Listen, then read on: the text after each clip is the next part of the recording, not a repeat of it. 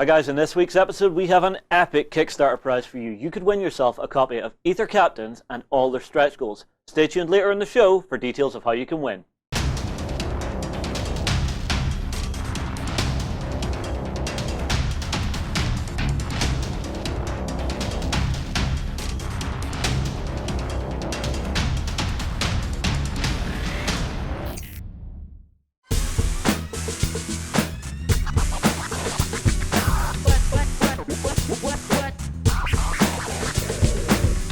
Good morning, everybody. Welcome to The Weekender. I'm joined by Warren and Ben. Oh, Yes. What a week it's been. Yes, we have a absolute rocket amount of stuff to get through. But first things first, it's Dark Age Week coming up on Monday. Cannot wait for this. I had a ton of fun with this. Yes, there's a demo game to die for in this game. Yeah. In this theme As week. always, myself and Warren, grudge match. Yeah, it was an absolute grudge match. And it's well worth a watch, that's all we're saying. The other thing to bear in mind about Dark Age is we have a metric ton of prizes, okay? So it's going to be a great week to be on BC4 and get involved and have some fun. It's going to be amazing. Yeah. On top of that, right at the end of next week, CoolMiniOrNot have the CoolMiniOrNot Expo. Yep. And we have Dawn and Gianna heading down to the expo to live blog over the course of the weekend. Yep. On top of that, I get married on Saturday. Yeah. Oh. And there ain't going to be a weekender on the Saturday because of that. However, there will be an XLBS on the Sunday, and everybody will be in that except for me, who will be in his honeymoon suite. All right. Back to the show for a second. Yes, well, these are announcements. I have to get this stuff out, Justin, because otherwise Lloyd gives me grief for not getting things checked off. Okay. Well, back to Dark Age. For Yes. the CoolMiniOrNot Expo, there's actually something else that's going on there. Dave Taylor, who joins us for the Dark Age week next week, is actually giving away 2 armies for charity. Now, the charity is Doctors Without Borders, and the prize winners are being announced at the CMON Expo. So the prizes are a Dragiri Icecast faction and a St. Isaac Forsaken army. Both armies are 1,000 points apiece with faction cards, tokens, templates, and a KR multi-case to carry it all in, which is absolutely brilliant. And they're beautiful looking armies because we have seen them. Yes, we because played they with appear in the brand new series that will be launching shortly after next week's themed week, Dawn of the Dark which Age. is a new show called Dawn of the Dark Age. Yes. The draw is on Saturday, May 7th. While I'm getting married. Yes. So while you're getting married, excited. somebody's winning minis. Now, can I just say, right, I'm sitting here in the wrong seat, Ben, okay? Yeah. Normally I sit in the hot seat, but, you know, Justin is stepping up. He's taking on this hosting role. And let's be honest, when I sit there, there's just too much of me. So I'm trying to... I get the hint.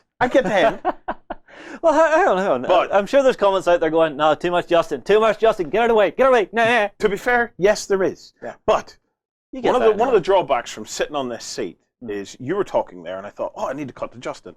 And I go, oh, it's me. so I'm all in a muddle before we even start. We've changed hands because we're still controlling the live cuts. I'm still controlling Ben on the screen and our web pages and stuff. Yeah, so expect this show to be a total shocker. So, right. I've got some stuff to show off. Okay. Okay. Cool. I didn't manage to get into last week's show where you were showing off your salute goodies. Yeah. I have a cracking salute story for you backstagers, if he lets me tell it. Warren and Justin in the Natural History Museum together. Yeah. So he doesn't want me to do it. We'll see. It's about Neanderthal man. Anyway, I'll tell you all about it tomorrow morning. All right. So, when I was standing around, obviously you meet people. I met up with Sam Sedgy, who runs Games and Gears, and he handed me a beautiful pack of resin objective markers. So these are resin objective markers from Games and Gears. Right, well, I just wanted to show them we off. have a close camera. They are lovely. Look at that. So I'm guessing some form of drop pod-like thing? Well, it looks, it's. Do you know what I think, pod? right? To me, that one looks like a missile. And do you know what I keep thinking about? See, my problem with this one is you're wrong, because if you look inside it here, you can see there are weapons. So it's a weapons cache. They are weapons caches. I'll tell you what it reminded me of, Ben. Was it the Wrath of Khan? Where they fired was it Spock's body around the planet. Yeah, yes, they did. Yeah, they fired Spock's body onto the planet, and then it rejuvenated. Every time I see this, I don't know why, I look at these and I think it's the little missile with Spock's body in it. Coffin. Yeah. Awesome. Yeah. They're really utter nonsense, but that's what's going on in my head. So they are really nice, though. Aren't they? As resin pieces go, they are absolutely beautiful. Have a look at that one. So and there's some of the additional bits. It's an objective. I'm guessing it's some form of communications array or power relay. Yeah. You've got the little bits in the baggie, which just look like little bits from a pylon. Yep. What else do we have here? We have this one. Okay, so we have the base and then the bits. So I'll actually try and open the bits on camera here. Yeah, get them out. If the bag doesn't defy me. Yeah. It's defying me. Okay, so right, this one is a comms relay because you've got your little dish there. Yeah. You got the little bit that'll plug into it. If I get my hands out of the way. Yep. And then you've got two little bits for the side, which look to be little power units. Yep. Okay. What's next? This one. Yeah. So keep similar going. Base. If I open the baggie, can you open the next baggie for me as well, Warren? Oh yes, absolutely. Justin is doing such a mighty job of high-tech identification here. I'm sitting back going, this is awesome. Where do we hear what he says this one is? Right, so Justin, what's this one? Defense turret with a missile pod. Uh-huh. So you've got the two attachment arms for the pod there, and then you've got the actual turret part of it, which will go on here to actually let it spin round. Yeah. So final one. He's just full of the expertise this morning, isn't he? So this. Yeah. What is this one? Once this all goes together. Yeah. I'm guessing some form of interdimensional gateway. At least that's a guess. Right. Okay. It looks like some form of spinning ring device. Yeah. Right. So it's a. And then you have a few little claws on it as well. Uh-huh. So it's a spinning ring of It's a gate to the stars. Interplanetary gateway. Yeah. Yeah. All I know. They're cool. Is that they're very beautifully crafted and very beautifully sculpted. So if you head on over to the Games and Gears website, and you can check them out, and we'll see if we can hand them to John at some point, get him to build them up. Oh, nice. One other thing to show off. Okay. Okay. Right. As always happens at Salute. Last year at Salute. Yeah. Last year at Salute. So we're talking 2014. One of our members. Or 2015. Yeah. We're talking the year before this year. Okay. So. One of our members a little fuzzy today. Gave me this. This was the Sharkarosaurus, okay? He has sat proudly on set behind us, intimidating every guest that has come into the studio. And I do talk about him to every guest that comes into the studio. Because this is your ultimate roleplay character. It is the Sharkarosaurus. However, right, so I am man, okay, I'm a barbarian. Yeah. I'm in the dungeon. Shit's going down, right? So I feel the music of Hawaii 5-0 come into me, and I turn into the Sharkarosaurus, and I go around and I do my stuff, right? However, I've been doing it for many years now. Okay? You have to level up. I needed to level up. Okay, so now I turn into Sharkarosaurus. Okay, but if shit continues to get real, I hear them drums of the Hawaii 5-0, and boom, baby! Look at this! Whoa! Now tell me that is not a Sharkarosaurus and a half. It's just stunning. I'm allowed to use the word here, obviously. Yes, This is a proper moment for it. Look at that. Yeah, this is kind of as if you've Sharkarosaurus has just went, you know what? I'm done playing nice. Let's go nuts with this. Yes. That is crazy cool. Isn't it beautiful? Crazy cool. I'm just, yeah, nice one. I just absolutely love it. And I believe that I'm now going to be able to play my Sharkarosaurai in the world of Magic the Gathering. So maybe Ben will tell us a little bit about that later on. I don't know if you've written that into the show or not, Ben. So it'll be in tomorrow's show. It'll be in tomorrow's show. Well then, you can tell me all about it then. Okay. So that's all I have to show you from what I can remember of my Salute. Yeah. For anyone that didn't get to see what we picked up on Salute, I think we actually showed it on Backstage last week, what our loot from Salute was. So go back and check out last week's show if you missed it. And I did get other gifts at Salute, but we drank them. So all of them. Yeah, they're done. Right.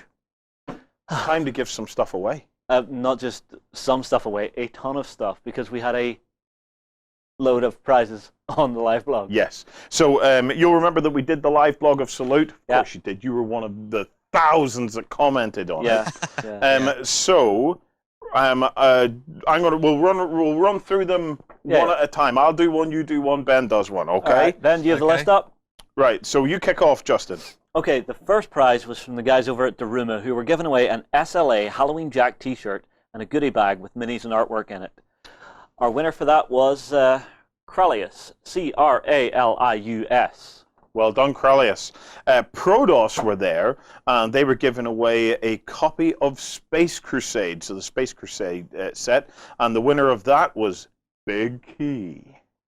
And Bad Squiddo Games were giving away one of their new miniatures, which was a female ogre, and that went to Game Freak 180.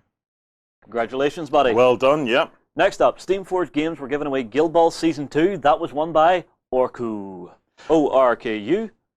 World of Twilight gave away a World of Twilight starter set, and it was won by Grod 1016.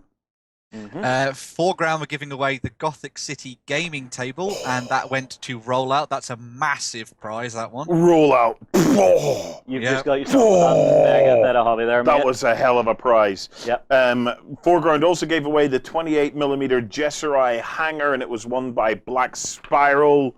Active member on the site, know you, man. So well done. Yep. Yep. Foreground also gave away one of my favorite kits that they do, the Stoic Arms Inn, which is going to Warhammer Grimace, I believe. Is this the one, Ben, that was done in conjunction with Battle Systems? Yes, that was the video they paired up in to talk about doing some stuff together.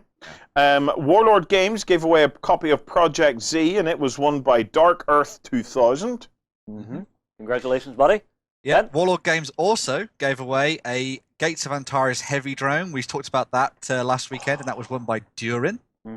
Hawk War Games gave away a one-player starter set for any faction and Go Resistance! Yep. Salute exclusive minis. Oh, did I get the Salute exclusive mini as well? Oh. That went to Nick83. Right, Renedra were giving away the Plastic Tower, and that went to Razor. That's Rayzyryr.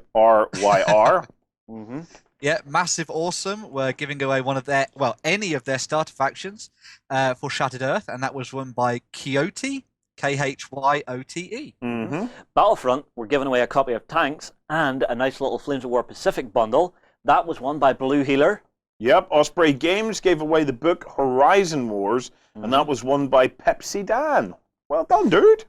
Gripping Beast were giving away one 4-point Saga Viking starter set, and that was won by Gen Z, so fantastic there. Last prize, last chance to win on this show. The guys at Spartan Games were giving away 2 exclusive Halo minis that they had at the show. That was won by Switch 1984. Well done, guys. Remember that tomorrow on XLBS, we're giving away the Salute swag bag, so be sure to tune into that. And remember, we have a competition on this show, so stay tuned for some details on that. And if you're a winner from this show, don't forget, go to beastofwar.com. You've got the little drop-down menu that says Claim a Prize. Claim the prize! Right, I think we'll take a break here, and we'll tell you about some hubs. Progress comes to a world of magic as science and the arcane combine to make marvels. Meet steampunk inventors and orc mystics at the Volsun Hub on beastofwar.com. Flames of War brings you the battles of World War II in epic 15mm scale. Go to the hub on beastofwar.com to find news, tactics, and tutorials about the game. There's been some cool stuff happening in the world of wargaming this week. Yes. So Ben, what's our first news item? Okay, so the first thing up is something from Corvus Belli, and this is their Infinity releases for the end of April and the beginning of May. And this includes the very awesome Maghariba Guard, which is for Hack Islam, which is looking fantastic. They've also got some other really cool miniatures in here for Ariadna, who get their Kazakh Spetsnaz with the HMG. Slow down, because we're trying to find it here. Okay, yeah, sure. Okay, so there we go. Yeah. Oh, those Spetsnaz look amazing, don't they? They do look really cool. Yeah. Well, it's the fact that it's a Kazakh Spetsnaz. The whole Ariadna faction, though, since the release of US Ariadna, is just so sexy at the moment, isn't it? So. Yeah. Well, I mean, I don't know. I think they have a contender because you've got the new Imperial Service starter pack, which is just look at that! Gorgeous, isn't it? Yeah. I mean, Eugene were due an update really with their models, and they always look great anyway. But it's fantastic to see a proper new starter pack come out for these guys. Yeah. Yeah. Yeah. Now, I think this is the other side of the sectorials for the Yujing, because you've got the Japanese sectorial, now you've got the Imperial Service, so I think that's the other sectorial, which is very, very cool. And then who's this? Nomad's Reverend Healer. So you'll remember we got one of these in the Operation Ice Storm pack. Yes. So this is a new sculpt for that particular miniature. Because if I remember right, the Reverend Healer in Operation Ice Storm was an exclusive mini at the time. Yeah, it was so good. And then lastly, we have to get some for Combined Army. The Yogat Strike Infantry, which are looking very nasty. Massive rifle, massive meaty axe. Absolutely great. Yeah, I really like the look of the Morats for anything the Combine do, so having more of those big guys on the tabletop is really, really awesome. Yeah, before you move off Infinity, Operation Flamestrike, I was going to Ice Storm, but Operation Flamestrike is now moving into its final days, okay? So the campaign has really kicked up a gear now. All the locations are now all being fought over. There are alliances in place. Where there are alliances in place, the Combined Army are getting bonuses. It's going mad that we have the AI historians. So for this campaign, everybody was able to submit all their battle reports and things like that. We gave guidance on how to what would be the minimum level of good battle reports. So, and the whole reason for doing that was we all know that during campaigns there are some folks that'll just stick in their scores and go done. And not put in very much effort in terms of doing a battle report and doing images and showing all the cool stuff. So we treated that as a kind of fog of war. When war is going on, there are reports coming in thick and fast from all over the place. There's propaganda, there's lies, there's counterintelligence. That's all happening. So, as we had planned from the start, that at the end of the campaign, we're going to switch on the AI historians. So this is our artificial intelligent historians who are there going to wade through, and we have must be coming up on 5,000 battle reports. Wow. Insane. So it has been tremendous. That's nice.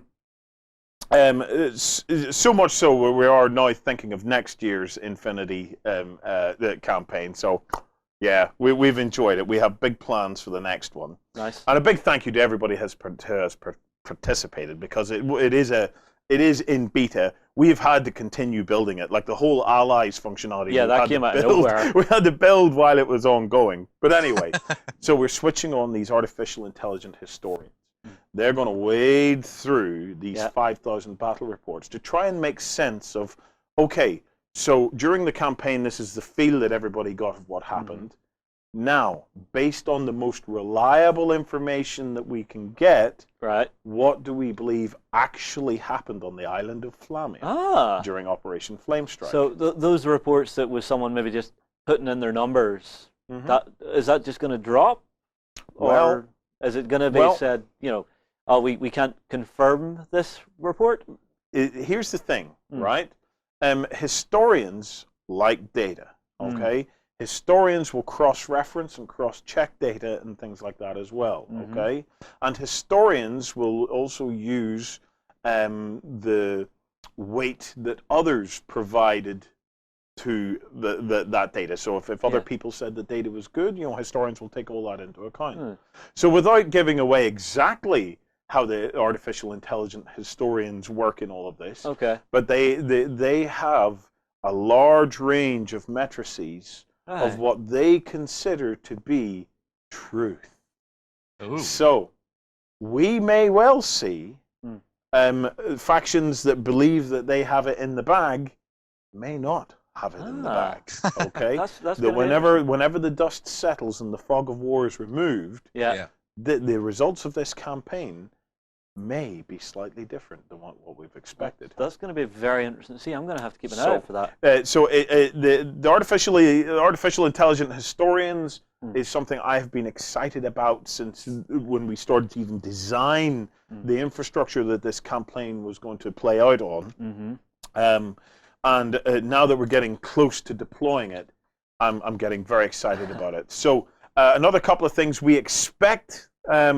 I'll put out an official announcement very shortly because we've got more figures on casualties and things like that. One thing that I can tell you, okay, we've had over 2 million points of miniatures deployed onto Flamia. So in total, there's been over 2 million points of army worth deployed. of army. Yep, deployed.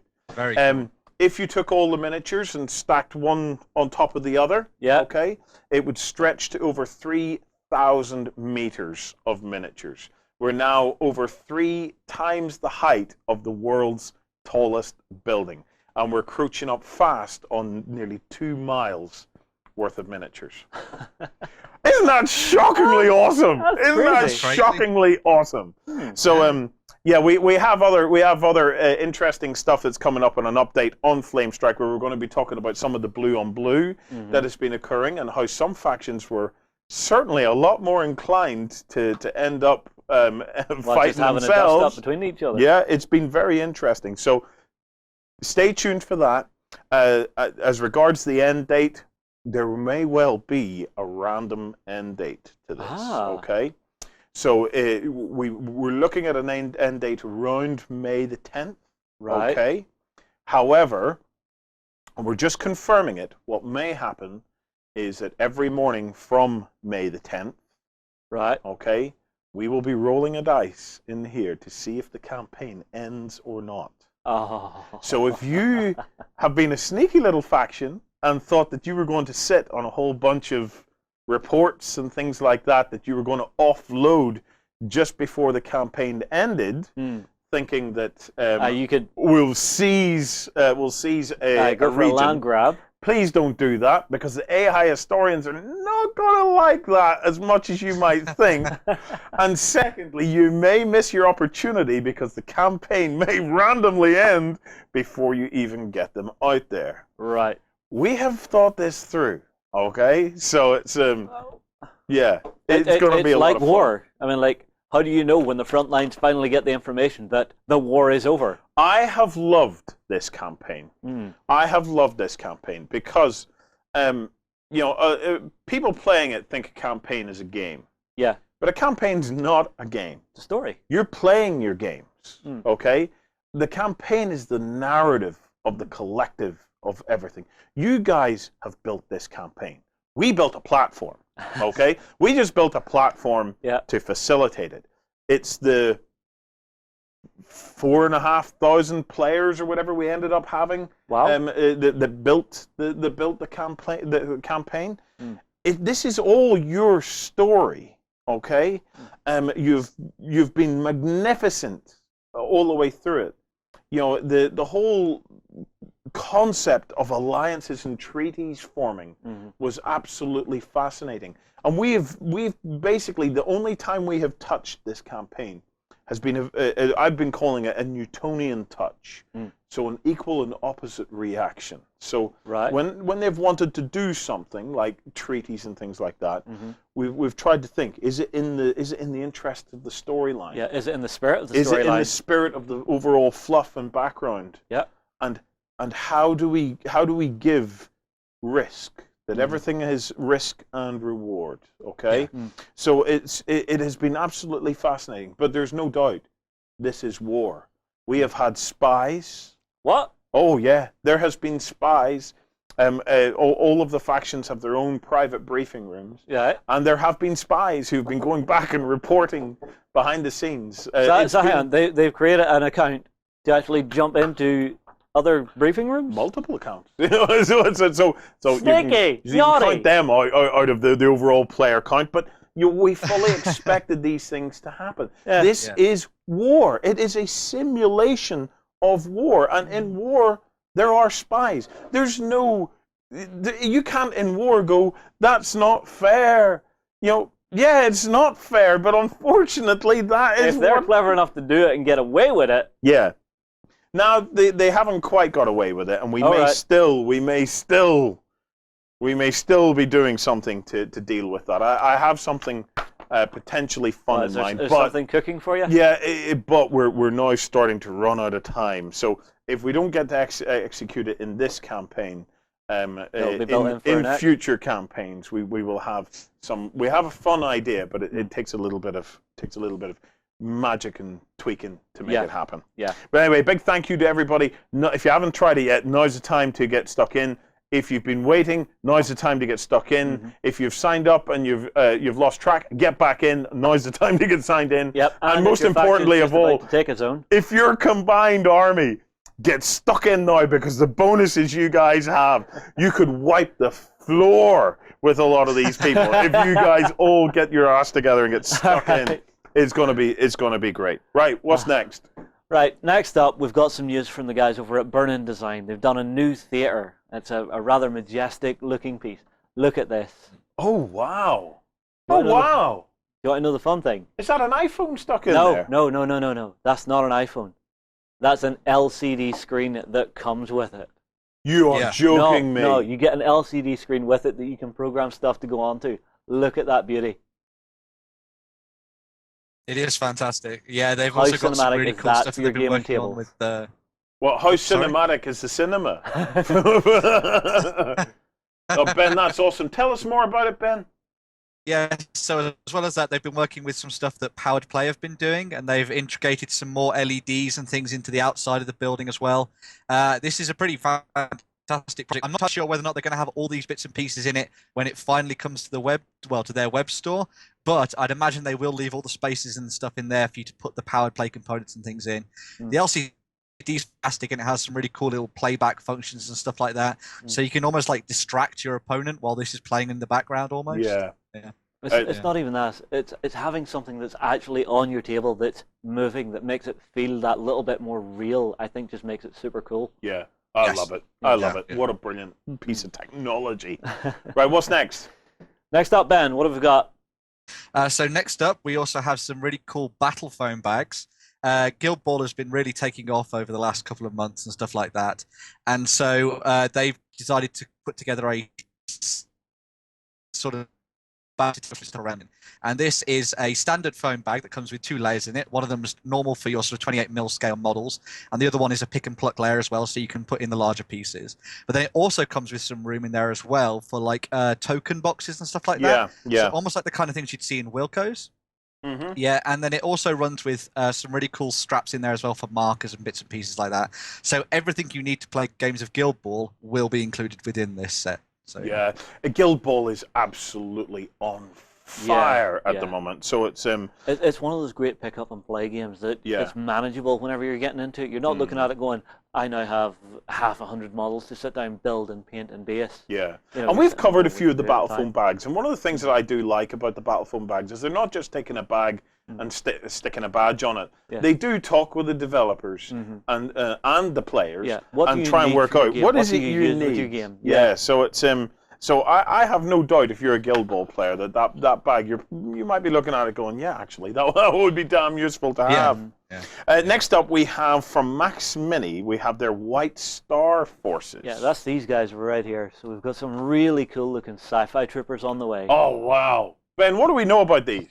Okay, so the guys at Max Mini had done a range of sort of like cybernetically enhanced warriors called Megs Girls and things like that. Yeah. But they wanted to try and expand it a bit more with some additional troops. And so they designed these guys who are also part of the White Star. And these are their exo-rig soldiers. Yeah. They're effectively sort of inspired by the US military from sort of World War II, mixed in with a bit of steampunk and World War at the same time. And so, yeah, got these really awesome guys with these big, beefy soldiers with exosuits and stuff like that. And I think these guys are looking awesome. I think very, very cool. Brilliant looking miniatures. I really, really like this dude here. Click this one here. So see this guy one here? Yeah. Yeah. Honestly, I like the guy over here on the right with the twin miniguns. Yeah. He just looks totally badass. He does. Yeah, that is brilliant. And then there's a bit of concept art in here as well, because the What's Next just looks gorgeous for a big mech suit. Isn't that fabulous? I tell you what, that would also look awesome in Conflict 42 and in Dust, wouldn't it? It would, yeah. It would look really cool. I could see this doing really well in a whole bunch of sci-fi stuff as well. Drop this into Warpath somehow, get a really cool army going out of that and stuff. That'd be really cool. Very cool. Very cool. Okay, and then finally is just a heads up to you guys that Malifaux 2.0 rules are now free to download over on Drive-Thru RPG, and I believe there's a sneaky piece of artwork as well, guys. Yeah, Ben, is that the one that you have in the post on the website? Yeah.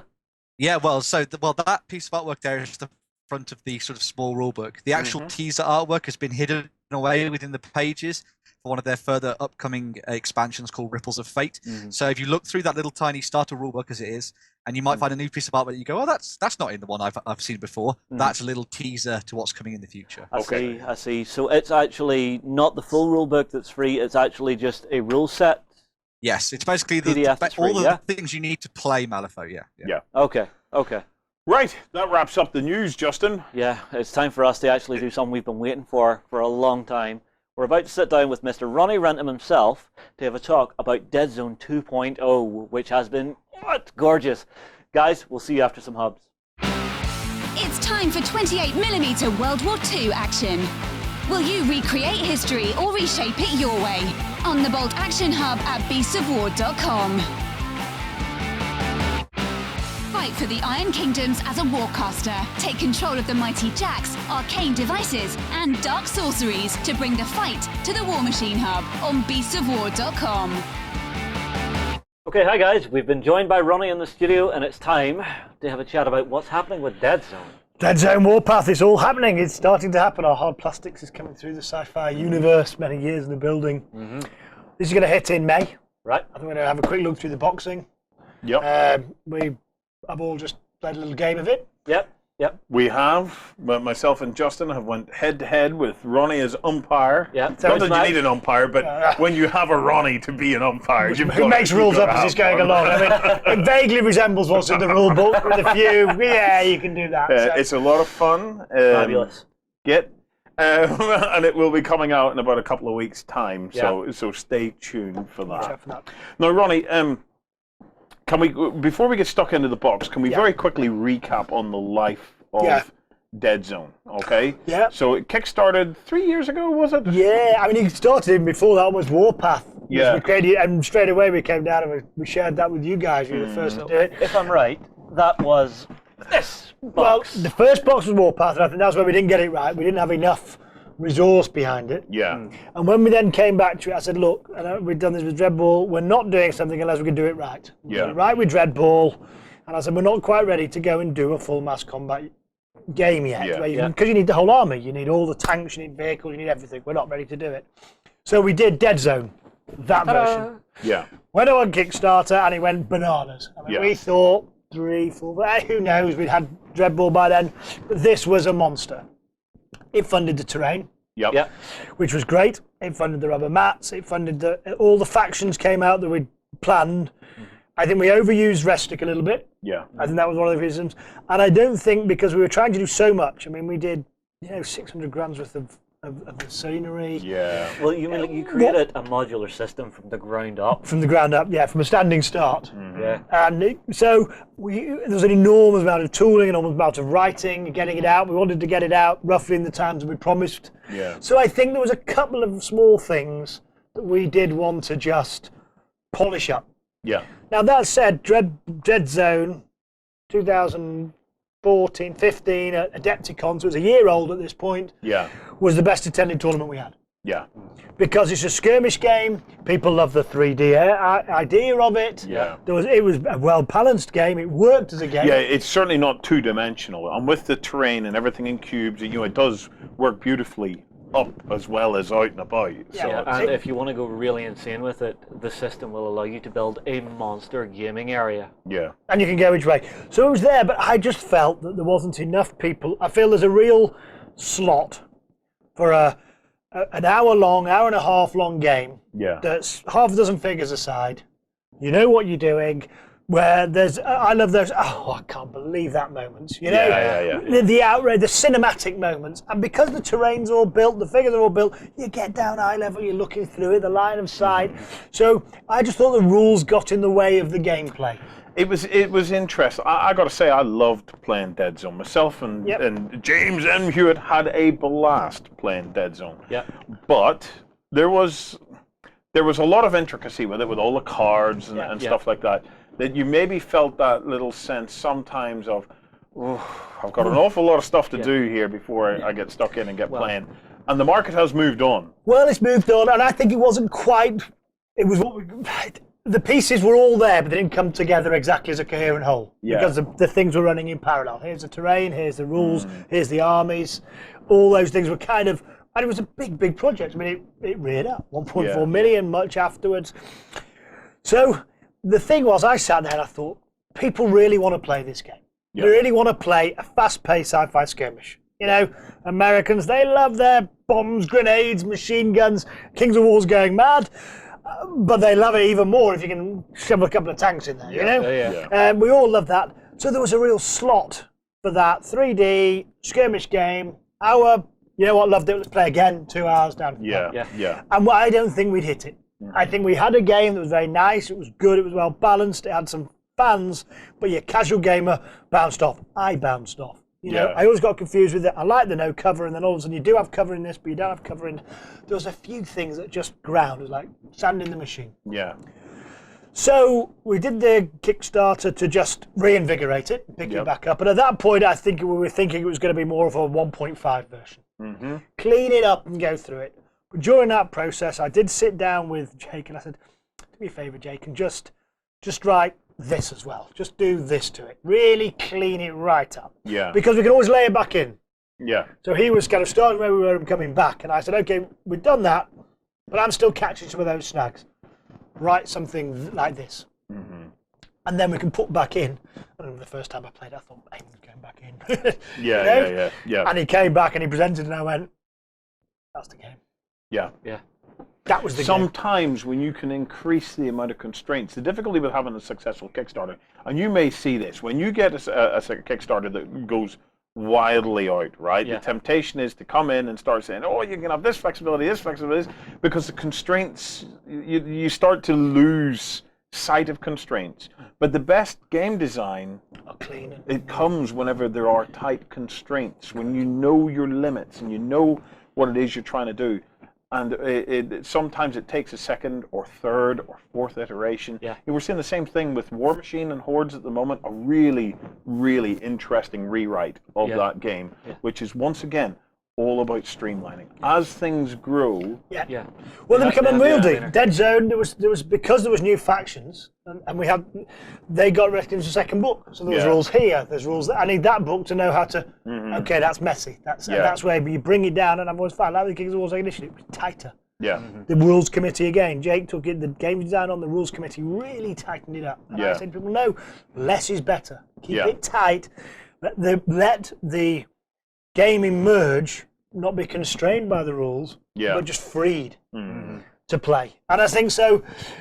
That came out, and then I picked up all the people that were playing at Adepticon. I picked up the rules committee, and I said, look, we can always give you the other rule set, but before I do, play this, and for goodness sake, don't tell me what you think I want to hear. Tell me whether you like it or not. And every single one of them went, I'm not sure of the idea, played it and went, just that moment of, oh yes. That's it. Well, I've got to say, you know, it's we have now played the game. Okay. So the impression that I got is the game just got out of its own way, right? There's less speed bumps in it, is what I found. It was very intuitive. Okay. It felt fast. It felt furious. Okay. But it gave me enough rope to hang myself. Which you nearly did. And then used it to lasso. There's enough rope to kind of hang yourself. There's enough. It feels like a game, but you're never scrambling around. You know, there's a nice structure to it. You know, it's I'd see what my units do. There's about 7 pages of special rules. I know when I need a special rule. I know where they are in the book. You know, and it's got a nice structure. I mean, this is where the last one almost came as Jake wrote it. This one came in with the manuscript, and then we structured it.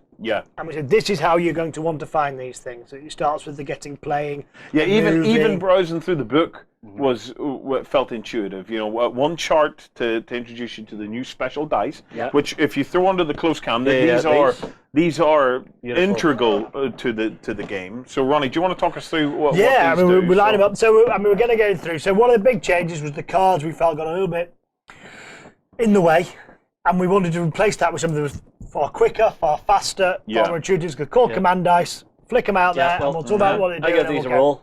So this one is an extra fight action. So if you've got a fighting army, roll that one in. You've got extra shoot action. an extra move action. So your fast armies, you can belt across, standing back, shooting. Thing is, you can't guarantee this. They're different every time. Yes. So you can't just have to sit at the back and shoot, and because you're rolling them. Yeah. And there's some reroll. That's an extra dice, which is a buff to any action you're trying to do. It's a three roll test. I'm going to add a dice. It's a 4-roll test. So that's just, I really need this one to work. There's 2 others.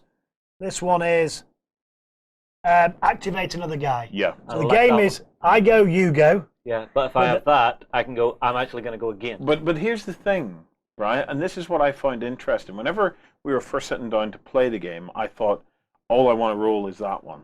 Well, interestingly, someone said that to me when they were playing. However, Everything has its use. Everything has its use. Everything has its use. Interestingly, I've played in Forces, and I've never used the move. Yeah. Because I'm quite at the back, and I line on my shots, and I get my shots off.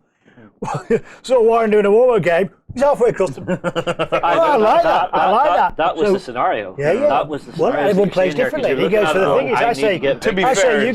To be fair, you could give me any scenario. I'd probably play it that way. But the thing about it is, right, there's what makes a game, and this applies to any game, right? What makes a game special is when you have those water cooler moments during the game. That whenever it's over, you're talking about, do you remember when my guy did this? And, I got him to do that, right? It's the cinematic. Now, whenever you are only playing within a fixed rule set, and your stuff can only do what it can do, there's a little bit more predictability built into that. So heroic moments, they never feel just as heroic because you kind of know you're within the constraints of it. Yeah, that's where you get things like the dice mechanics coming in. Now, this is where it is. The 2 mechanics in this game that completely kind of open that up for me is one is the exploding 8s, which have always been there. Yeah. I am such a huge fan of exploding 8s because even the littlest guy pulls off the blind on the right day at the right time can do something amazing. But these dice suddenly open up the other opportunities for that guy to do something that is out of character. Yeah. That guy to do something that makes him the hero at the moment that you need him to be. Just giving that last little bit of an extra push. Or just he thinks, he's out of range. And then he goes, I'm using that dice. He comes into range. Suddenly he pulls a shot off, rolls a couple of dice. And of course, the great thing about it, you can actually only activate these dice on one guy. So I can move one, I can shoot him, I can fight. Unless he's the last man. Yes. Last man standing gets to use all the dice because this is does everything because he's the last guy and you've got your dice, so he can even turn those battles right at the last second. So we're trying to create set pieces where you know the rules. These just add a flavour to the rules to the army you picked. And it is fascinating, because it's not at the army level. You're always thinking about the dice at the individual guy level, and I love that and there's always that sense of it's a resource. Is it a resource that I burn through now quickly, or is it do I want to hold it back until I can undo this? Or even whenever you're at the rolling stage, it's okay. I've just rolled a ton of offensive dice. Do I want to re-roll some of those to get some defensive power in for this turn? But one of the other great things about Deadzone is it's the first grid game that I've ever actually liked. Yeah. Lloyd's a fan of Dust Tactics, which is played on a grid, and I played it with a grid, and it's okay. But Lloyd very quickly went away from the grid and went on to Dust Battlefield or whatever it was, and just felt that it was more elegant without the grid. Yeah. But this game just works on the grid. The grid adds because it's a combination of the grid and the true line of sight. The abstraction is not too far. Almost not at all. Yeah, and it feels quick, it feels intuitive, and it's very quick for you to get a grasp of your battle plan because you're not wondering, am I going to be in range or am I going to do this? Yeah. You feel like you have a real, intimate view, a real understanding of what the possibilities are.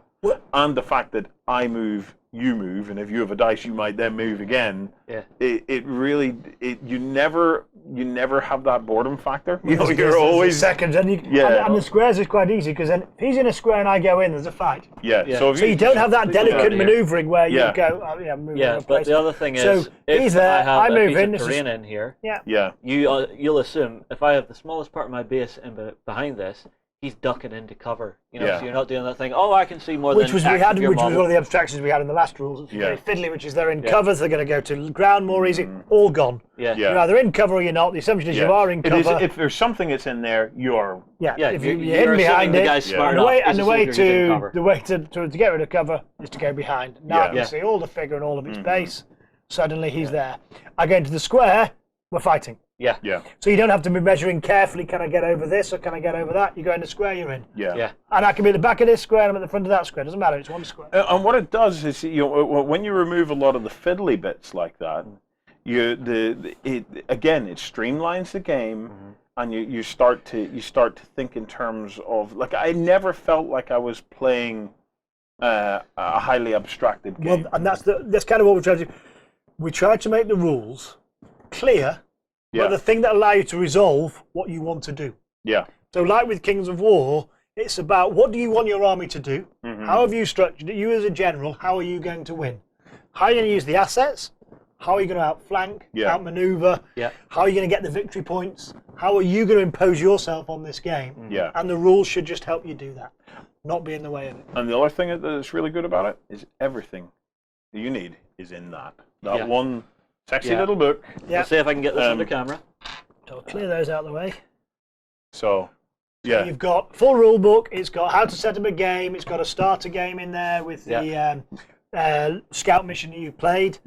2 starter army lists just for 100-point games, which was great fun. Remember, they were the basic armies. I mean, you've got I'm looking forward to throwing some extra weapons in there. Well, there's weapons. There's other guys. But all the points for all of the kind of points and stats for all the models. Every single faction is in there. There's a big campaign section. The rules committee worked on a great campaign system because that was one of the things I think with these type of games. You want to play a series of linked games.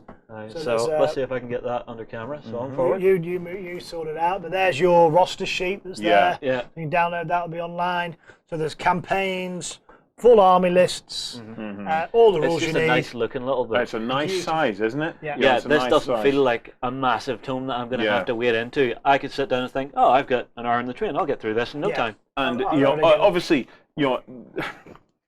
my experience of it is just from what we've looked at today and what we've played through. But so far, I've really liked the structure of it. It was very quick to flick back and forth through the bits that you needed. I never really felt like, oh God, where's that? Well, by the end of it, we had checked them, say, for maybe the first turn, second turn. By the third turn, we remembered them, and it was just like, okay, I only need to worry about half a dozen special rules in this game. I've now checked them. I now know them. Let's just get on and play Second the game. and third games, you'll be there. You'll add a few more weapons. Exactly. Let's crack open the box, shall we? Comes in the box. We've had a look at some of the bits in there. So this is Deadzone 2.0. This is Deadzone 2.0, and the idea behind Deadzone 2.0 is this is any Deadzone, any time, any place, anywhere. So this is all your factions. Write your backstory. Why are they there? It doesn't matter. Just come and kill each other. And there's a selection of missions in there. And the idea is everything you need to get going. Here's an enforcer commander. Here's a marauder commander. So this is how you play the game. Okay. Well, I'll take that. Nice set that over here. Okay. Let's start with the stuff that we've kind of seen before. You get some good scatter terrain. So that all there. All so your that different flats sprues. across. We've actually got your 6 sprues. Big piles of sprues. Big ruin ones. So you got nice big solid walls, half walls. Nice Three like that. and stuff. Good time to start sneezing. And then 3 here, which has got rubble. So all of it is designed to kind of spread out on a level and cover your battlefield. There's a couple of floors so you can pop up a level. But we've not got your 16 levels high or anything else. We wanted as much coverage as you can to block line of sight and get you in the game. That's all there, all clippable, all straightforward. So there'll be some clips in here. Let's just do those.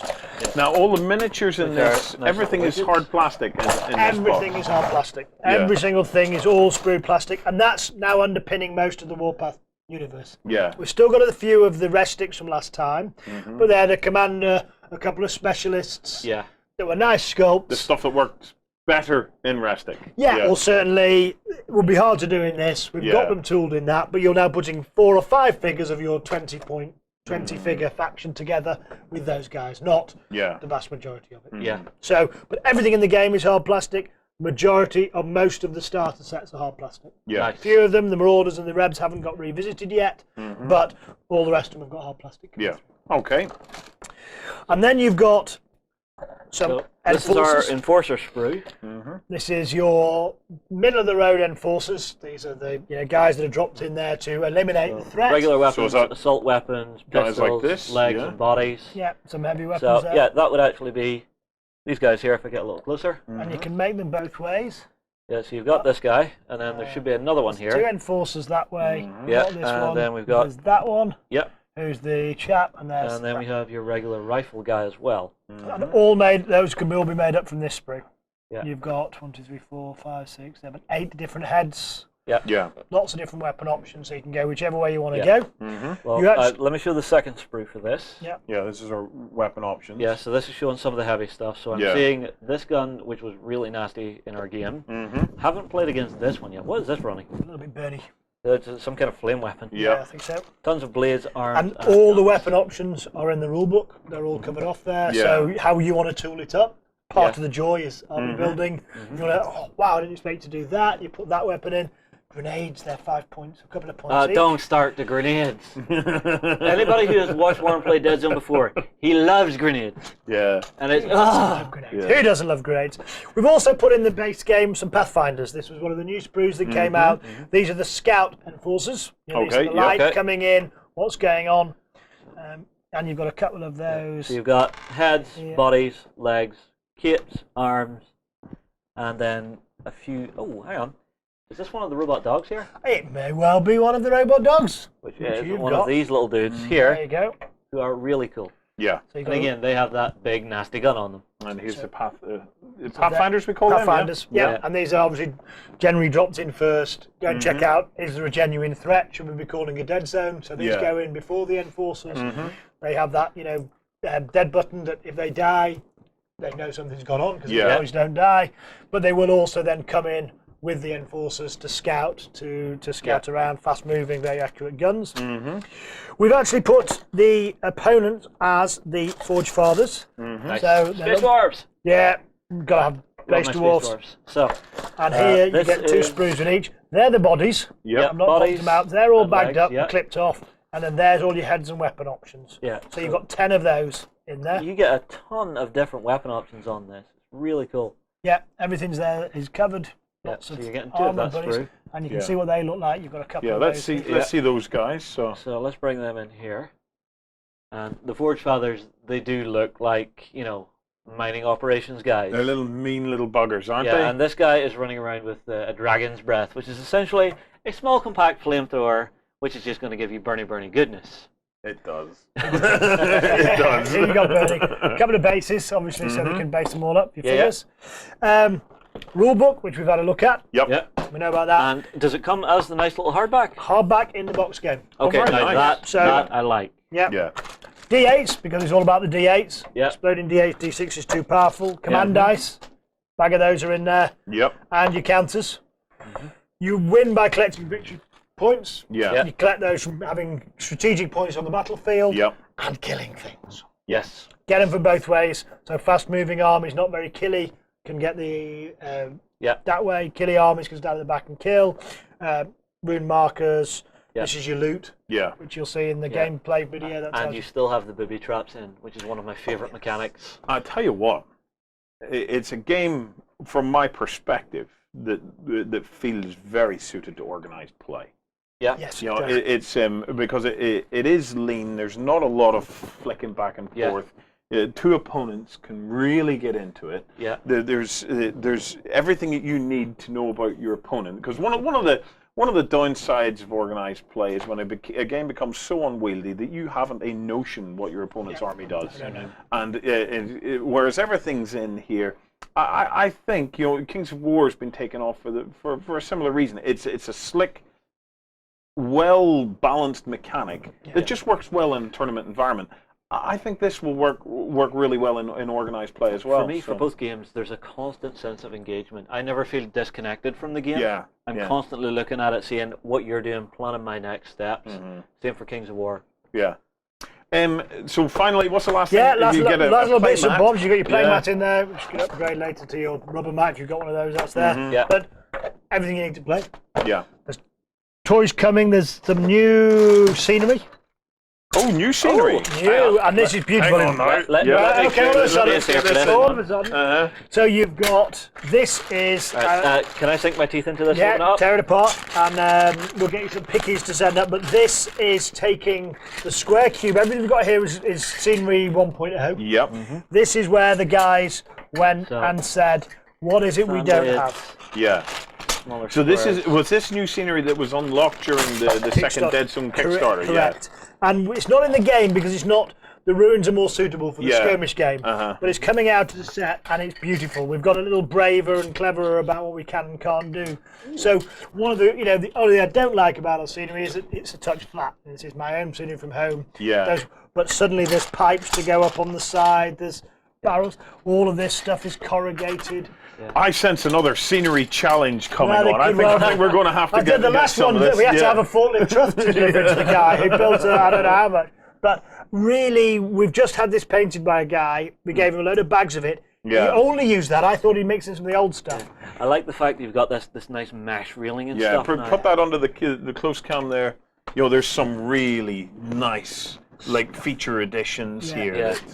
Doors, the door fits in here. You've got a real sense that warehouse feel. Yourself a corrugated walkway for a factory. If I take a shot for a second to put it together.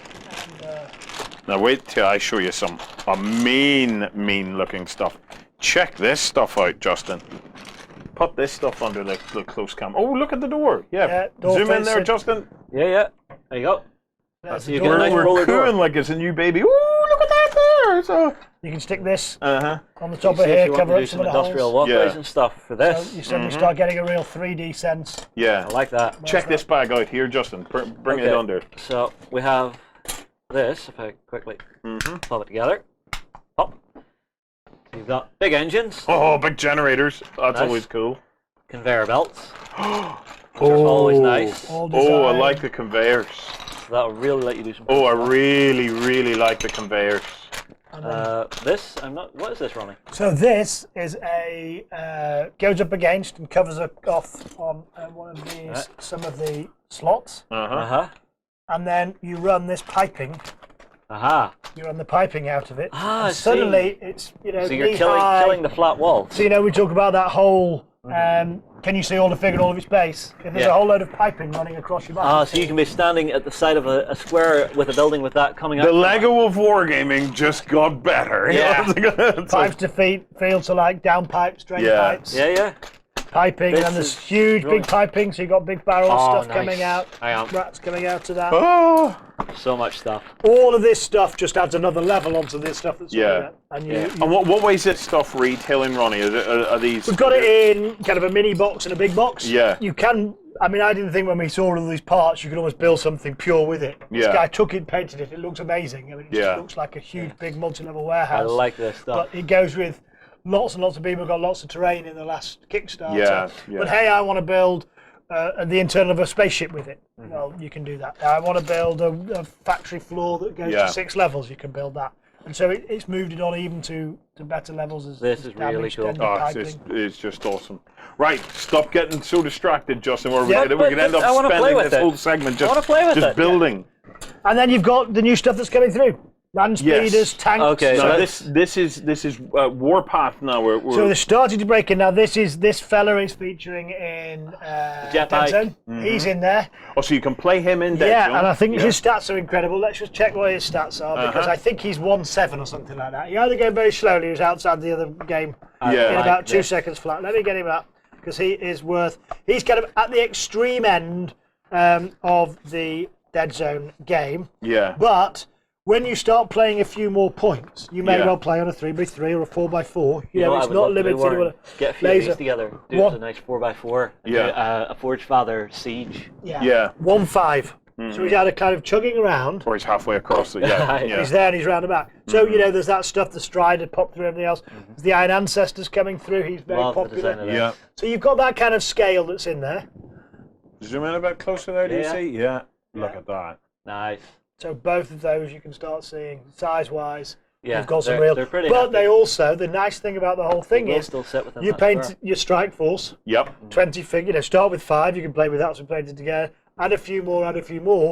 And then all of a sudden, I've got a little squad. I've got a little army. Yeah. Can I have this? Can I have this in Deadzone? Piece of terrain, I think, of it. Two victory points. Objective, yeah. Exactly. Come on, I want my tank. I want my tank on the battlefield. I want it to be going boom, boom. Go back in. This is one of the tanks that was unlocked for Warpath. Correct. Yeah, this is where we're now unlocking the tank action.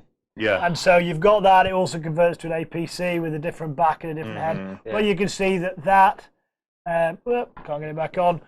He's then surrounded by the Steel Warriors in hard plastic. You've got the Forge Guard in hard plastic. Yeah. Suddenly, the ability to build a whole army.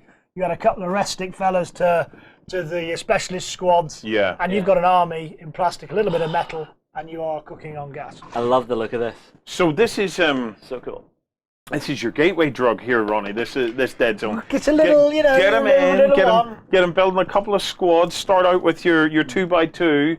Work up to 4x4 because I've got to say, having played it, I'm actually looking forward to this on a 3x3, 4x4. I think would be pretty epic. I've got to say, it'll take a while. I think it's a 2 or 3 hour game. It'll take a while. It's a little bit longer, but you'll get through it. You saw how quick stuff was dying, and don't forget, we didn't have any powerful stuff. Yeah. You start with boom. If you start getting these flying across, bikes, you get striders on there, and stuff starts going down quick. And you've got to put them down quick. So you're into your Deadzone, you're building it up, and then, like you say, suddenly you're at You'll hit that tipping point where it's like, let's take away the grid. I think some will just love the clarity of this. I think there's some people out there, this is their game. Yeah.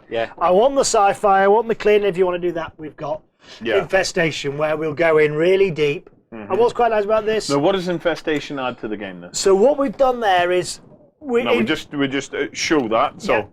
That's going to come out in a couple of months' time. Yeah. And what this does is introduce vermin. Yep. So there's some new vermin rules. It also picks a story. So in the previous Deadzone, that was Nexus Psi. Yeah. That was the plague outbreaking of that. And what we realised is actually Deadzone should be a dead zone where anybody can fight anybody. Yeah. And then we create Infestation where it's a story. So it starts with a 5 or 6 page story about X4, which is a mining planet. Yeah. The rats are trying to get off it. There's a whole reason about why they're trying to get off it and where they're going to go with it. So it introduces a new faction, which won't always happen, but in this one it's going to happen. Yeah. Some great art, some great pictures there you've got. And then there is, on X4, the Piper turned up. Right. And he's a named character. Right. Piper. So this is where you're starting to introduce the named characters, whereas this book here are your kind of generic leaders that you could name yourself and that's start your to create own, your and own you start. theme. And if you're going to play your own campaign, that's where you pick those. Here's where named characters These are the elite army and the lists. real story starts to flesh out So, bit by bit. Okay. yeah, long range. So you've got a scout, observer, and the enforcers. So therefore, the force is all about pathfinders, pathfinder specialists who can go enforcers.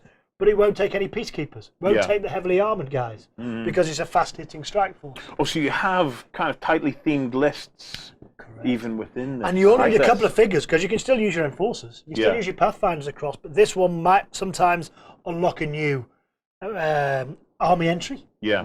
But each time, the one thing we didn't talk about was the splat. The splat. So, The D6 is the one where every single army commander has a different effect for the splat. Yeah. Right. So the enforcers you were fighting with, you can re-roll your survive rolls. Yes. Yours were Too stubborn to die. Well, if we had different leaders, the splat effect would have changed. So let's have a look. We've got Enforcer Elite Army list here. Long range observer, so it's an armoured scout. On my mark, spend an army special result. Splat. When one of your models has taken a shoot action. A second unactivated model with line of sight to the target of the first shoot action may take a shoot action aimed at the same target. Oh no, that would have been useful. I'm betting you're just sitting there going, but why couldn't I play that one, Ronnie? I want him. Yeah. So each and on every my army. mark. Put one in, bang, hit him again. Yeah. This is your strider, this is the guy I've got to put down. I'm going to position my guy, shoot. Yeah. Oh, haha, survived. Wrong. Yeah. Hit him There's my again. splat, hit him again. Elite Army, Fist of an Angry God. You know, each one's there. So you've got a whole list of great army lists. Nice. Elite army lists. There's balances all. And then, at the end, running campaigns in XM4.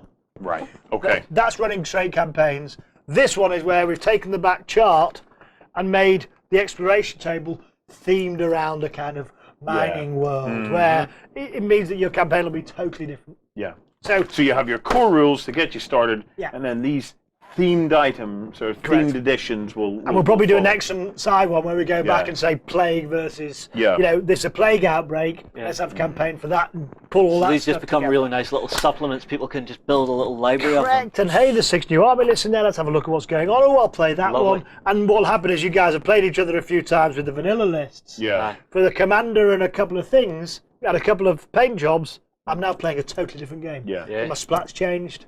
My leader stats changed, which has changed the way I affect it. I've got no heavies, I've got some more lights. So that goes through. Let me talk about timescales then. I want to try and get a gist of where we are. So Deadzone is out now, just about? End of May. So it's just going to be pre-order, it's in your retail stores at the end of May. Obviously then you have the expansions which are going to start launching. A couple of months after. This one comes quite soon because everyone's going to pick that up. I think a lot of people have got the game, they've got the terrain, so they just need the rule book. Get something new to go along with that. Particularly along with the rats. Warpath then. Yeah. 2.0. We are just working through tooling an awful lot of tanks. Yep.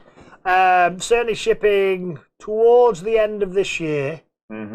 That's to the Kickstarter. To the backers, I'm thinking. Backers, yep. I think the more this is running, the more I'm tempted to let it run and recruit for a little while. Yeah. We're also, towards the end of the year, may well have The Walking Dead November. Yep. Because that's just that's a good time for that to come out. While we're talking Walking Dead, do you want to show off your plastics? Well, we'll just. I mean, this is the update's got to go out to the backers in the next few days, but these just arrived, so I just thought, I mean, they've seen all the sculpts. But we do have the plastics coming in, and they are looking beautiful. Gorgeous. So these are your actual one-piece plastics. Lovely stuff. And they've turned out really, really well. Yeah, everything that was on the master is on the figure. And you can see in the face there where you're looking at him, that's the pistol. We took that scale where we really wanted for you to be able to see the figure and what's he doing and how does that relate to the character card. So we'll fly back in a couple of months and we'll play through some of that. Yeah. Hell yes. But it's progressing quietly in the background, and that's very exciting. So I think we're going to get Deadzone out there. I think, there really is a slot for a sci-fi skirmish. Yeah. There hasn't been one around that's a skirmish game. I mean, I love Infinity, but that's a war game, just with not a lot of figures. This is a skirmish game where you've got hundreds of figures, each figure is what it is, but it's quick. I think it's been for 20 years, isn't it?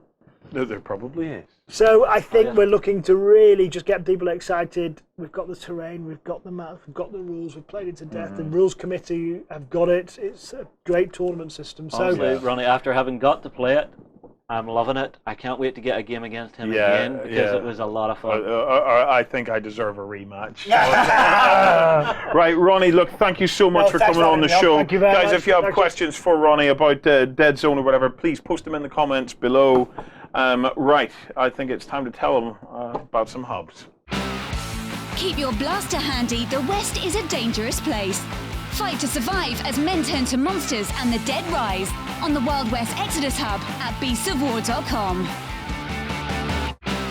In a world controlled by massive corporations, a steady aim and split-second decisions are needed for your megacon to complete its goals.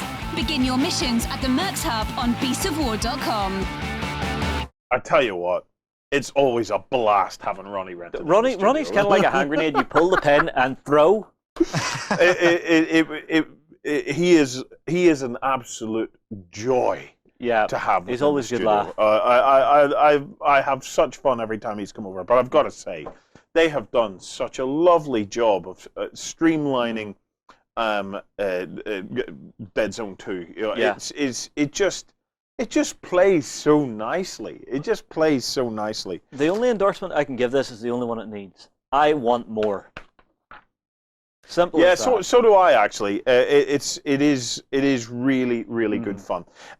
We have an interesting discussion on Backstage tomorrow, where we're going to be talking about how often should you be updating and changing games. So and this one will fall into that category. But if you're interested, come across and join Backstage. We have a free trial, 7 days, so you can come in and enjoy all the past Weekender XLBSs and everything else. All the paint tutorials, Hobby Labs. And realistically, if you didn't do it, or if you didn't do it, we just couldn't do this. We just have to turn the lights off, go home, and get ready to go and stock shelves in the local supermarket. I don't know. No. Look, I don't want to go back to a building site. 7 years was enough.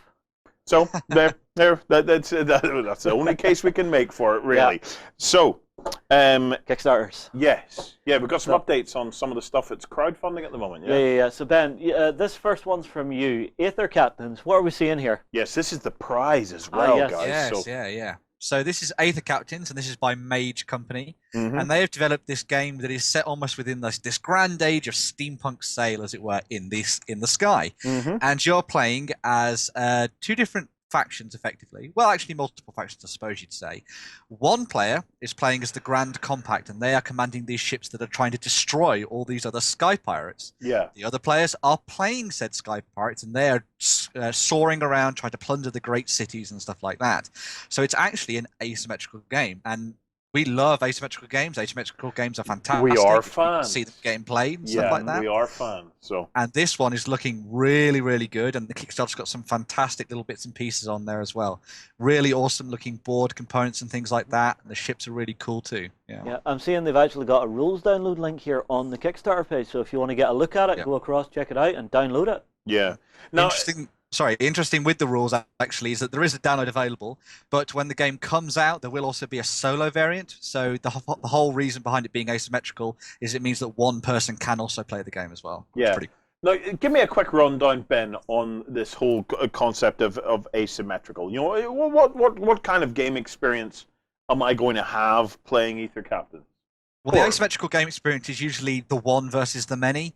You see it a lot in a lot of dungeon crawlers and things like that. So Descent, for example, is an asymmetrical game where you have one person playing as the Overlord, where everyone else is playing a very different game. Yeah. There are also a lot of other games out there that do the same sort of thing. Dungeon Saga. But like Dungeon Saga as well. This is exactly a very good idea of this. But this is probably one of the first games where I've seen it done in such a style where one person is controlling this almighty fleet, and then everyone else is also almost playing on the same side, but not.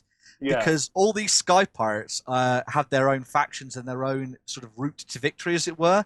They all want to be the ones that get to the sort of gold value, the victory point value, as quick as possible. But you can't do that by yourself all the time. You will sometimes have to gang up with other sky pirates to take on the Grand Compact, who is the main sort of big naval ships in the game. So it's got some really interesting sort of stuff going on there, which is really cool. Awesome. Cool. So we have a prize, Ben. Do you want to talk us through how the people can enter the competition? Yes, so you can enter the competition by answering this question, and there'll be a little form for you guys to fill in. And this is, you've got to look through their Kickstarter page and try and find the answer for this one, right? So all you've got to do is name a city from the Aether Captain's game. Is it A, Antaria, B, Ethithon, C, Magoria, or D, Stender? So so if you want to be in with a chance of winning that, come across here to beastof.war.com, and on this page that this video is embedded in, you'll see a little form with a little drop-down box and a place for your name and your email address, and submit your answers. Select from the multiple choice, A, B, C, or D. So this is actually different to most competitions we run. Yeah, we're changing things up a bit. Let's try something new. Just you know, we'll be doing the whole comment to win thing all next week, believe me. So it was an opportunity to do something different. Craziness. Right, I have a Kickstarter and a half. All right. Okay. All right. Right. You all know that my new thing is historical pirates. Okay. Right. True. Blood and Plunder launched on Kickstarter and is plundering. I mean, it is plundering. Please bring it up. Ta-da! Ben, holy hell! Look at it! They are doing really well. Oh, I am so pleased. Right. So, this is a proper historical pirate game. Exactly, yeah. The rules for this game, yes, they've been designed to be fun, but an interesting aspect on these rules is it's designed to feel like historical piracy. That's not historical, but that's just me doing my I'm sensing something in the ether.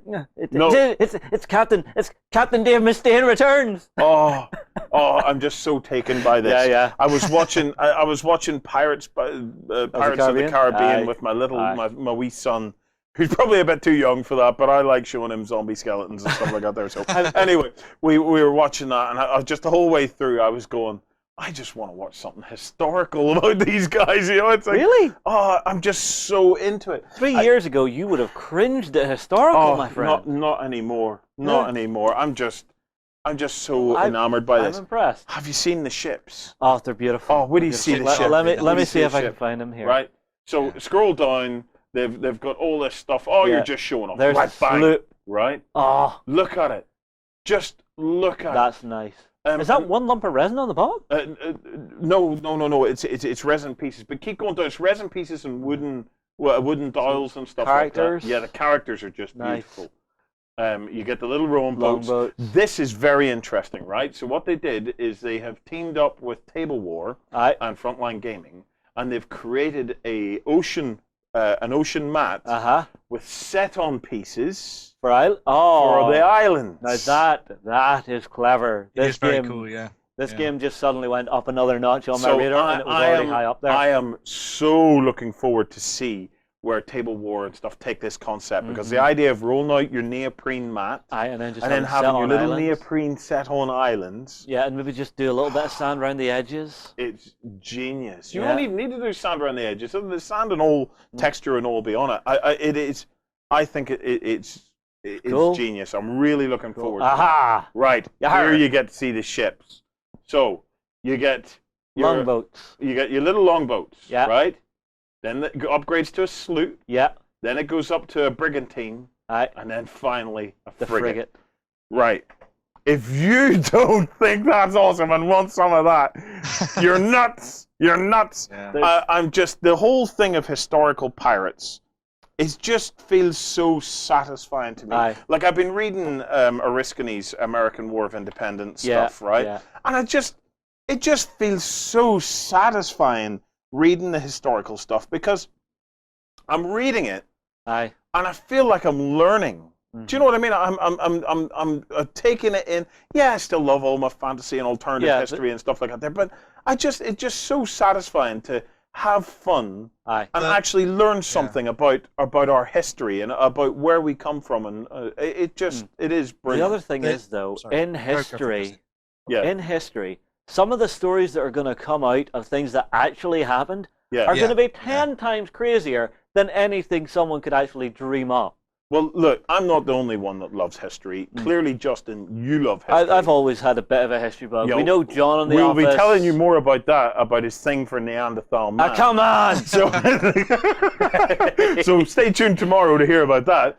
But, Ben, is there any highlights of the Kickstarter that you can tell us about? Or am I exuding enough on this? Oh, well, some of the interesting stuff as well is some of the really cool optional extras and stuff they've got in there as well. So a lot of the things are driven by action cards. So they've got some really awesome themed decks you can get. There are marker dice for marking effects and things that have happened throughout units and stuff. And they also have their own themed D10 dice as well. Just the fact that the game runs on something that isn't D6s is fantastic, because I'm sick of D6. It's great to see some more dice out there. Heresy, Ben. Heresy. How you do a stick for that one, my son? It is nice to start seeing a lot of games though break out of the D6s, because previously, what really did we have? We had everything on D6 and Infinity on D20s. Yeah. So it is nice to see a range of it, and it gives us an opportunity to collect cool dice shapes, because we like that. Yeah. What else, Ben? Like dice. They're also working towards, at this moment, sort of 2 more unlocks on their stretch goals.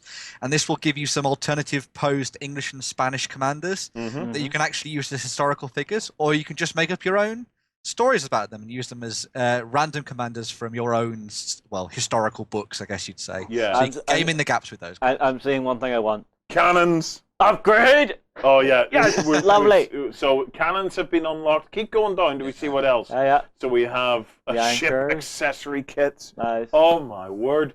Faction decks. Nice. Doubloons. Oh, doubloons. Now, that's something that adds a touch of class to a game. If these are actually metal coins, that's such a touch of class for this game. Metal coins are awesome. Look at the dice. The dice are beautiful. As I said, the dice are pretty awesome. Yeah. Yeah. Keep going. What else? So we're now into the locked stuff. Unique commanders. Keep Yeah, going. these are the ones I was talking about. Yeah. Spanish commanders, and that's as far as we go for now. So we'll have to wait and see. But yeah, if you haven't already, was it 3 weeks, 4 weeks ago? We'll put a link in it. Yeah. If you haven't already, we did get the guys from Firelock Games on to the show to talk about the game. It is fascinating, and I'm just so excited because we're only starting. It's this is just the start of the journey for Blood and Plunder. Tropical boards and stuff. Like, you remember when we did Mercs Week ages and ages back? You remember that tropical island board we played on? I want to see something like that in our game. We need to find an easier way of making palm trees. That's what we need. Not ones that the Lloyd's palm tree method. It takes about 1 billion years to make enough palm trees. There's only one place we need to call out here to get palm trees. Foreground. There you go. Yeah, foreground. We need palm trees, please. We need them. Right. So that's me on Blood and Plunder. Right. We've got one more, Ben. What's this one? Yeah, so the next one is one that came out this week, and it's by Bombshell Miniatures, who make some fantastic character pieces and stuff like that. They have launched their Critikins Kickstarter, which is a series of fantasy sort of creatures, anthropomorphic creatures, for use in your role-playing games, your skirmish games, and anything else you might want to try and use. So is it just a miniatures range, or is it a game? It is just a miniatures range. Well, so this is for you to use in whatever you want to use them. This would be perfect for you and your little ones. I am quite happy to hear that, because I think it's nice to see some companies come out and just say, well, actually, we're not making a game because there's a ton of great games out there. We just want to do some beautiful stuff. Here we're going to just do some pretty miniatures. So the anthropomorphic stuff is very interesting at the moment, because Disney have the movie out called Zootopia. Yes. Yeah. You also obviously have Kung Fu Panda and stuff like that. And my kids, half of my kids are a fan. Manny just doesn't seem to be much of a fan. He just wants to see zombies and skeletons. Right. So but Savannah loves them. Oh, they're lovely. Look at them. You can see the scale against here, which is quite cool. Yeah. Yeah. So they're very heroic, sort of 28mm scale models and stuff like that. All been sculpted by Patrick Keith, who's done sculpting for a whole range of different companies like Dark Sword and stuff like that, and Reaper and things. So he's got a good pedigree behind him. And most of them are sort of more Asian themed for the most part. Yeah. But they're also working on some really cool sci-fi miniatures. Like there's the sort of Sigourney Weaver sort of send up with Jonesy Weaver, which is pretty cool. And then they've got their new captain out as well, which is very awesome. If you wanted to do a very, very alternative Blood and Plunder style thing, maybe if you could get away with it. I don't know. If I was playing Cutlass, I might grab something like this, just as a little comedy captain. So cool. Yeah. Cool stuff. Well, very, very cool stuff. And that's our show for the weekend. That's your lot. I feel sad now. Oh well. Well, obviously, see you tomorrow morning. I've got a cracking story about him. I'm never gonna. If this goes out online, I will never live it down. Right. Okay. We're done. Yeah, we'll end the show. You can say your Cheerios, and I'll just sit here and wait. All right. Well, guys, myself and Warren are going to move on here. We will see you tomorrow morning on Backstage on beastofwar.com. Backstage is how we keep the lights running here in Beasts of War. It's how we keep ourselves fed, how we keep the equipment going. Come across and join us. And if you actually want to just take a look, we have a 7-day free trial that you can come and check out. So, we'll tell you about some hubs, and hopefully we'll see you tomorrow. Yeah, see you then.